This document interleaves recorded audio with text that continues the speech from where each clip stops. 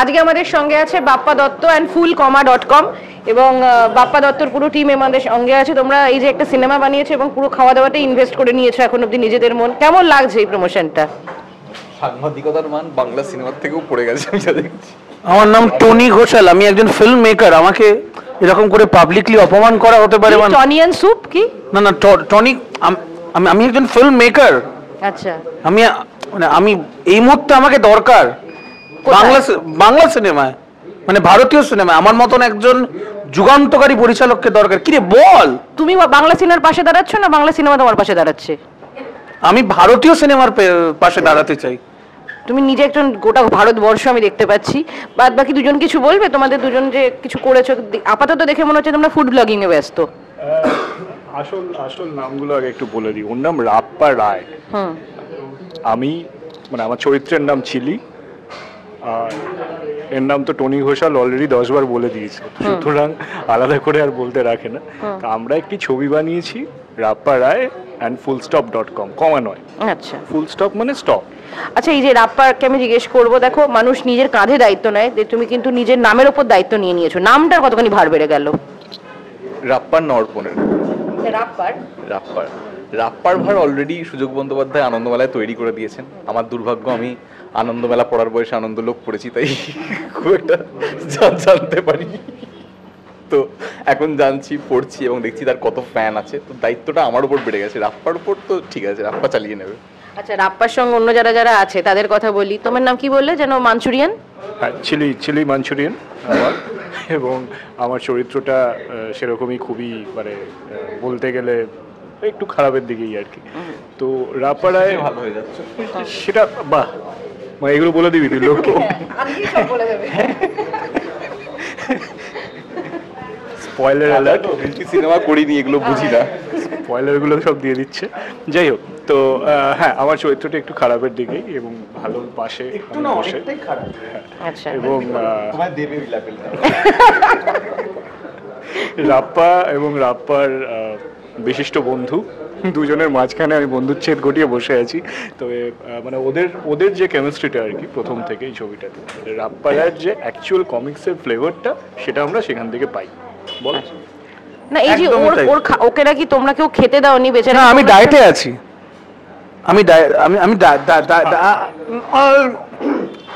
আসলে যেহেতু সিনেমা বানাচ্ছি একটা, এবং সেই সিনেমার মধ্যে আমি ডিরেক্টর, আমি প্রডিউসার, আমি আবার হিরো। তো হিরো হতে গেলে দর্শকও তুমি, অনেক সিনেমা দর্শক সবাই। দেখো, আমি এখন ডায়েটে আছি, আমি খাবো না। টনির ব্যাপারে বলতে গেলে, টনি একজন প্রচন্ড ওভার অ্যাম্বিশিয়াস ফিল্ম মেকার, যে বিশ্বাস করে যে এই মুহূর্তে সিনেমা ইন্ডাস্ট্রিতে তার মতন একজন যুগান্তকারী পরিচালককে দরকার। আরে আমিও মনে করি আমার মতন একজন জার্নালিস্টকে দরকার। না, সে ঠিক আছে, কিন্তু শুধু মনে করে না। টনির সব থেকে বড় চ্যালেঞ্জ কি বলো তো? তুমি এক্ষুনি বলো, দুটি বাক্যে উত্তর দাও। পারবে না? না, টনি পারে না। টনি কোনোদিনও ওয়ান ওয়ার্ড অ্যান্সার দিতে পারে না। টনি খেতে ভালোবাসে, এবং একটা সিন আছে, পার্টিকুলার সিন, যেখানে সে সিনের 4টে ভাগ আছে, 4টে ভাগে আমি আলাদা আলাদা খাবার খেয়েছি। এছাড়াও না না না না না না না না না না না, ঠিক আছে। তো যাই হোক, টনি যে, না ঠিক আছে, টনি শুধুমাত্র যে কমিক সেটা নয়, আবার টনি মাঝে মাঝে সিরিয়াস। টনি রাপ্পার প্রতি খুবই যত্নশীল, এবং রাপ্পা কোথায় যাচ্ছে, কখন যাচ্ছে, সেটা টনিকে বলে যাচ্ছে না। যখন ও যা বললো তাতে তো মনে হয় তুমি ওর ঘরের জামাই। ও আমার ঘরের জামাইয়ের মতো থাকে আর কি, খালি ঘরে থাকে না, ড্রয়িং রুমেই থাকে, ওই অবধি ওকে ঢুকতে দিই। বাবা থেকে বাঁচিয়ে, তার কারণ ওর বাবা আমার ওপর যা অত্যাচার করে, আমাকে দেখলে সারাক্ষণ লেগ পুলিং করা, সারাক্ষণ বুলি করা, সেটা আমি একদম নিতে পারি না। এই যে আমার মধ্যে যে একটা এক্সট্রা অর্ডিনারি ট্যালেন্ট আছে, এই যে আমার মধ্যে যে একটা প্রতিভার আগুন দাউ দাউ করে জ্বলছে, যেটা তুমি দেখতে পাচ্ছ বা এরা দেখতে পাচ্ছে কিন্তু স্বীকার করতে চাইছে না, তো সেটা মেসোমশাই, আমাদের রাপ্পার বাবা শঙ্কর রায়, তিনি একেবারেই অস্বীকার করেন, এবং এটা নিয়ে আমি খুবই দুঃখিত এবং চিন্তিত। সিটি সিনেমার পর্দায় এই প্রথমবার কি খবর পেলেন জেনে নিন, আমাকে মাইক দাও। সিটি সিনেমার পর্দায় এর পরের রাপ্পা রয়ের পরের সিকুয়েলের নাম কি? বাবা থেকে বাঁচিয়ে, এবং এটা বানাবে কে? তুমি? বাবা থেকে বাঁচিয়ে যদি বানাই তাহলে অবশ্যই আমি বানাবো, কিন্তু শঙ্কর মেসমশাইকে কোনোদিনও লিড চরিত্রে নেব না। তার জন্য আমি চিলিকে রাপ্পার বাবা করতে পারি, ওনাকে আমি ভালো হওয়ার সুযোগ দিতে পারি। আচ্ছা, এই যে তোমাকে ধীরে ধীরে মহাপুরুষ বানাতে চলেছে, এবং রাপ্পা রয় হিসেবে যে আছে সে তো দেখলাম আজকে তুমি কি পুরো মহাপুরুষ, উনি তো অলরেডি মহাপুরুষ।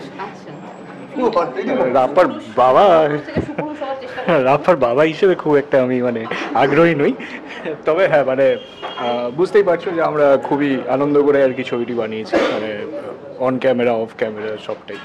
তো অবভিয়াসলি মানে আমাদের সবারই একটা এক্সাইটমেন্ট আছে আর কি রাপ্পা নিয়ে, এবং গল্পটা যতদূর সম্ভব নির্মাণদা একটা নতুনভাবে প্রেজেন্ট করেছে, একটা স্টাইলাইজ করেছে রাপ্পাকে, তো সেটাতেও দেখতে খুব ইন্টারেস্টেড যে দর্শক কীভাবে নেবে আর কি। আচ্ছা, ও যে খুব গুরুত্বপূর্ণ একটা কথা বললাম, আমরা খুব আনন্দ করে সিনেমাটা বানিয়েছি, এটা থেকে খুব গুরুত্বপূর্ণ প্রশ্ন আজকের সমাজ, অর্থনীতি এবং আবহাওয়া দপ্তর সবটা নির্ভর করে আছে, দুঃখ করে কারা সিনেমা বানায়?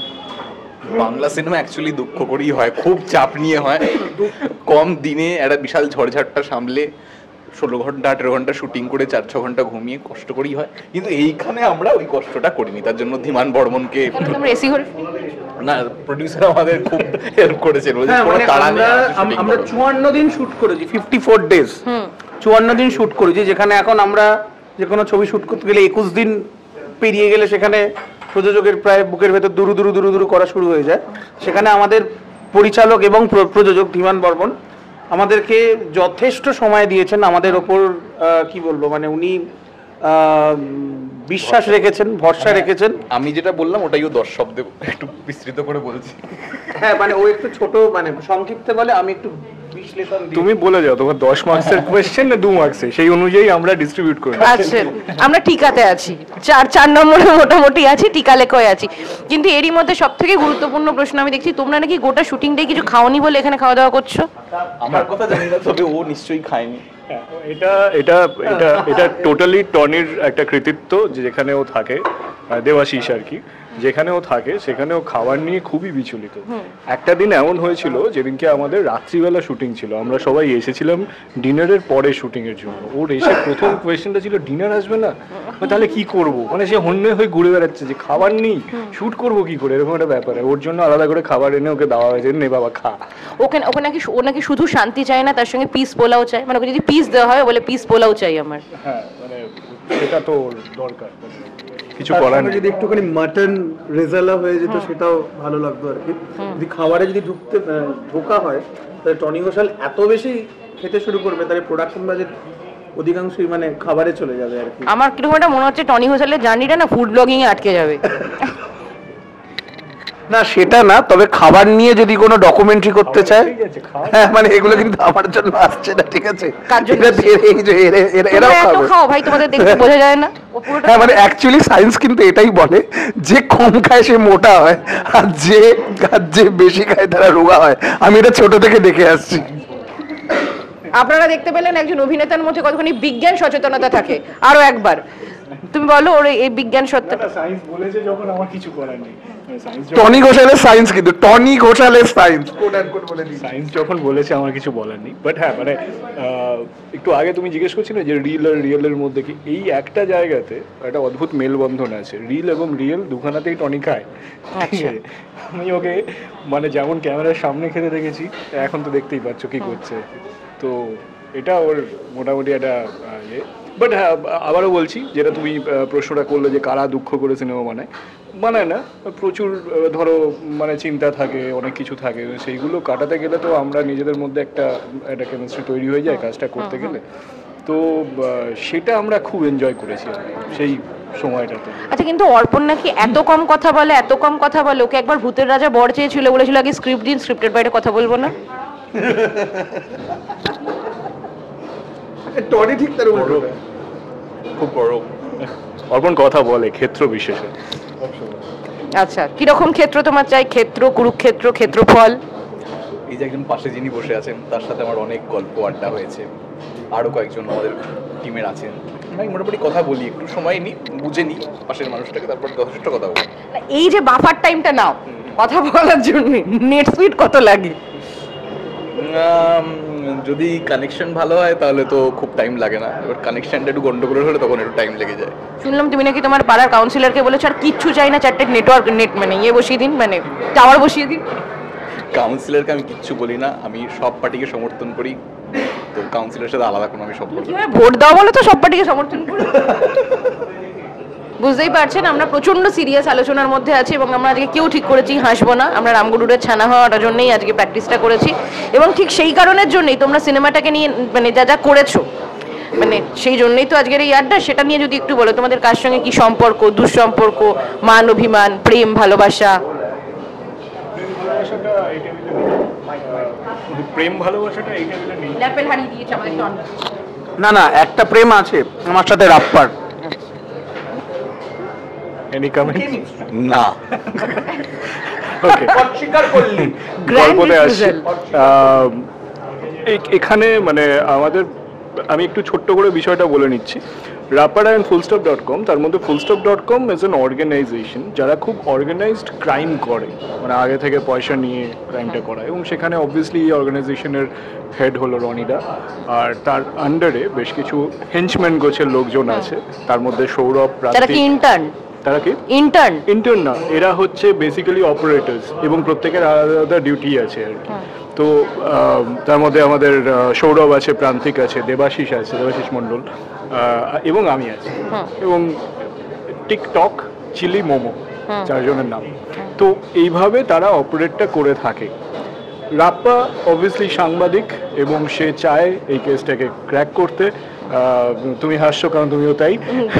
তো রাপ্পাও ঠিক একইভাবে মানে চেষ্টা করেছে নিজের মতন করে যাতে এটা সলভ করা যায়, বাট এটার মধ্যে দিয়ে ওর নিজেরও কিছু পার্সোনাল সমস্যাতে রাপ্পা জড়িত, এবং এই গোটা ছবিতে সেখানে কিডন্যাপিং আছে, সেখানে বিভিন্ন রকম কেমিস্ট্রি আছে যেটা চেঞ্জ হতে থাকে।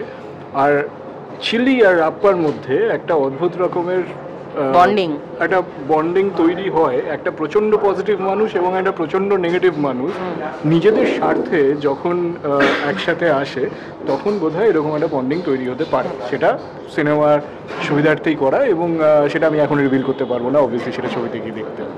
তো কি রিভিল করলে সাংবাদিক হিসেবে? কাউকে কোনো মুহূর্তের প্রশ্ন করেছো? যেটা একটা স্ট্রাগল, মানে আমাদের সবাই যারা বিভিন্ন প্রোফাইলে কাজ করছি, একটা স্ট্রাগল থাকে যে আমরা একটা জিনিস করতে চাই আমাদের কাজের মাধ্যমে, কিন্তু আমাদের কাজের ধরন আমাদের পোডোলারা একরকমভাবে আমাদের কাজ করতে বাধ্য করে। রাপ্পার জীবনে সেই স্ট্রাগলটা আছে যেটা আমরা ইউথরা প্রতি মুহূর্তে ফেস করি। তো সেটা থেকে বেরিয়েও অন্য কিছু করতে চায়, এবং এই যে করতে চাওয়ার তাগিদটা, ঝুঁকি নেওয়ার তাগিদটাকে বিভিন্ন অ্যাডভেঞ্চারের মধ্যে ফেলে দেয়, এবং সেরকম একটা কাজ থেকেই চিলির সাথে ওর যোগাযোগ হয়। তো আমার মনে হয় এই জার্নিটার সাথে সবাই খুব রিলেট করতে পারবে, যে সাংবাদিক হলেই রিলেট করবে এটা নয়, বিভিন্ন প্রফেশনের মানুষ রিলেট করতে পারবে।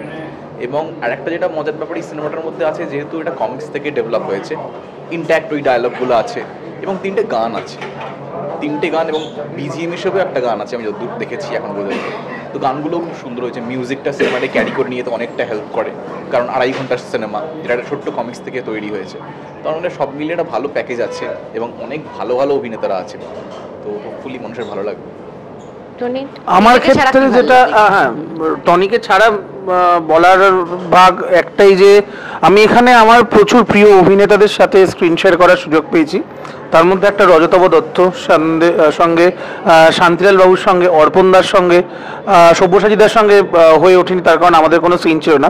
কিন্তু আমার যেটা সব থেকে বেশি একটা জিনিস, যে মেমোরিটা আমি এখান থেকে নিয়ে যাব, যে 2019 আমি রজতব দত্তের সঙ্গে একটা ছবি করি জম্বিস্তান বলে, সেখানে আমি রজতব দত্তের পেছনে দাঁড়িয়ে জাস্ট একটা কি বলবো, মানে একটা সোলজারের ভূমিকা অভিনয় করেছিলাম ব্লাডে দাঁড়িয়ে। তো সেখান থেকে আজকে এরকম একটা গুরুত্বপূর্ণ চরিত্র, ইটস এ জার্নি। সেই জার্নিটার জন্য আমিও যখন রনিদাকে বলি যেরকম এরকম ব্যাপার, তো উনি আমাকে খুব অ্যাপ্রিসিয়েট করেন আমার যে এই লাস্ট 6 বছরের জার্নি ওখান থেকে এখান থেকে।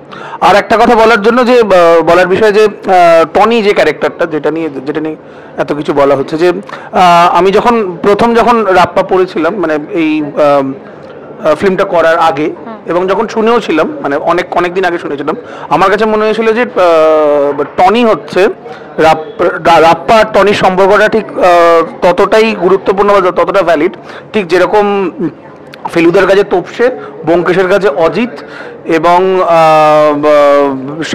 শার্লক হোমসের কাছে ওয়াটসন যতটা ইম্পর্টেন্ট, রাপ্পা টনি ঠিক ততটা ইম্পর্টেন্ট। তো এরকম একটা চরিত্র যেটা কমিকে এরকম জনপ্রিয়তা, তো সেটা চেষ্টা করেছি।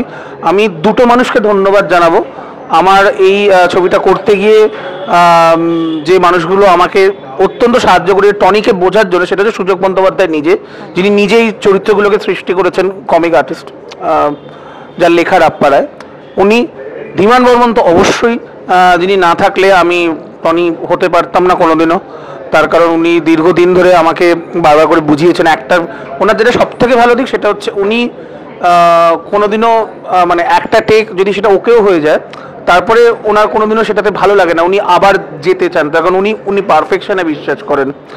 আর একজন মানুষ যার কথা না বললেই না, তিনি হচ্ছেন স্যার ফেরদাউসুল হাসান, যিনি আমাকে এই চরিত্রটার জন্য রেফার করেছিলেন 2024-এ, তার কারণ রাপ্পা রায় ইটস এ লং জার্নি, এবং সেই জার্নির যে আমি একটা গুরুত্বপূর্ণ অংশ, সেটা ভাবতে পেরে আমার খুব নিজেকে খুব মানে গর্বিত বোধ। ওই চামচ উঠে গেছে, আবার দেবে না, আমি খাবো না, আমি ছেড়ে দাও, আমি খাবো না, তাহলে থাম, থেমে গেছি। ওকে না বেশ বাবা, খুব মন দিয়ে শুনে ফেলেছি কথা।